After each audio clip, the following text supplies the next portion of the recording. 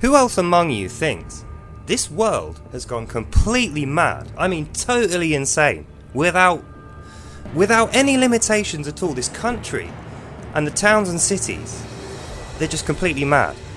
And it's affecting everyone. It's completely ruining at least one part of everybody's life. But nobody's talking about it. Everyone's terrified to even bring it up. So now we're in a scenario where everyone's allowed to be angry at everybody else all of the time, but nobody's allowed to talk about why. So nothing ever gets solved. We've been done. This country's done. Unless we act now. Our homes and the places in which we live will become just like London. We might as well be living there under Sadiq Khan now, for all the good it's going to do of us being outside of it. And there's nobody openly resisting this idea at all. Everyone's too concerned keeping their families together because the pressure's on. Everyone's arguing in their family. It's coming up to Christmas, and that's just pushing people further and further away from the conversation about our country and what's happened to it. Let's not kid ourselves here. This is absolutely the worst position this country's ever been in, and that's the reason I'm breaking my religious silence and getting back to work straight away. We don't have the time for things like that. I have to just ignore how annoying and how inconvenient that is, because we have work to do to save this country and stop it going in the direction it's going in before it's too late. Ladies, gents and Pikachus, welcome back to the Wikipedia podcast. Apologies for the delay in service, but I'm now back to full production. But it's not without its problems. The religious silence, although people didn't understand it, I was putting pressure on people to give me a straight, honest answer which I knew were lying to me. This was before the war in Israel actually happened, but I'd been warning for a while that something like this might happen. So it all kind of kicked off together at the same time. And since then I've had nothing but horrible, nasty, just brainwashing stuff thrown at me by my own family. I know it's not coming from them. And it dawned on me, everybody's got someone like this in their family. There's at least one in every single family that I know. Now, whether they admit to that or whether they don't, it's definitely happening. And I know the reason they don't like to admit it is because it's shameful. It hurts you, especially if you're a parent and your child has done something and it's your responsibility as the parent. Even worse if they're an adult and they should have known better. So that's what I want to look at today.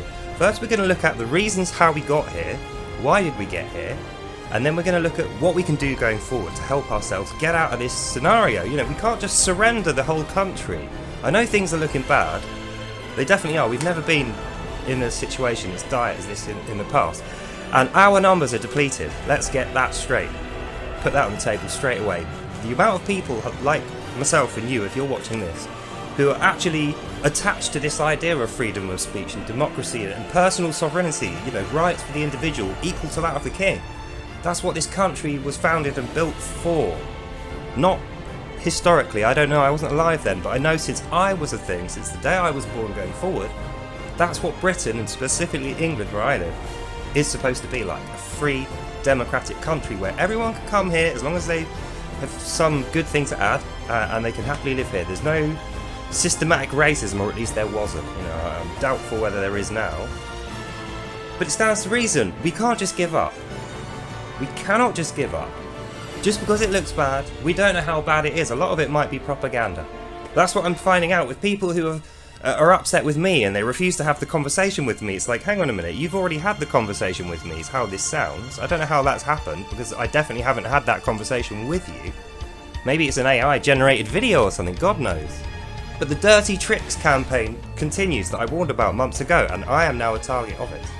I did actually warn my mum and dad. I said, people are going to come at me now because I've taken this position and I'm making a moral stand, you know. They're going to come at me and try and ruin my reputation and split me away from my allies and friends and family members. To isolate me so that it weakens my message, what I'm saying. But that was a week ago. Today, I literally got called by my own mother a fucking evil Jew, and she said, you should fucking die just like all the rest of them. That absolutely broke my heart, considering, you know, that's what we are. Now I'm thinking to myself, this is the part where I'm supposed to fly off the handle and get angry, right? I'm supposed to say, you racist fuck, and have a big go at you. But I can see what's happening here. This is a setup. This is an ambush. a social ambush by some social warriors, no doubt. God knows who else is going to be capable of this kind of depraved, sick behaviour. But we definitely need to have the conversation, guys. You and I, and you and your family, and me and my family, and probably your family and my family eventually. Otherwise, we're just going to get worse and worse and worse. And let's suppose Israel lose the war. Do you think the fanatical, extremist Muslims, they're not the majority of Muslims would never dream of behaving like that, and absolutely are furious that they've done that and made the whole faith look terrible when it's a tiny proportion. But it stands to reason. Do you think they'll give up once they've killed all the Jews? Do you think they'll get to the end of Israel and they'll have every head sliced off? Do you think they'll at that point go, 1-0 fanatics? Right, let's go home, lads. No, of course not. They're going to go, right, let's move on to the Christians. And then they're just going to wipe out the nearest, Christian. They'll go place to place collecting support for attacking Christians. You're not a Christian, you don't care. You're not a Jew, you don't care. Okay, let's say they get rid of Jews and Christians. Do you think they're going to go 2-0? We've won the World Cup, let's go home. No, they're looking for a comprehensive trilogy of victories here. Jews, Christians, white people.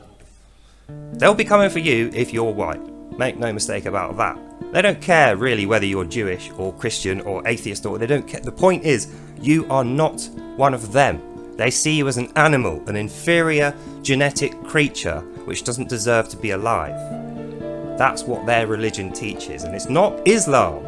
Islam does not teach that. Shia extremist fundamentalist Islam teaches that, in the same way that the Westboro Baptist Church, the meme church, teaches Christianity. It's not.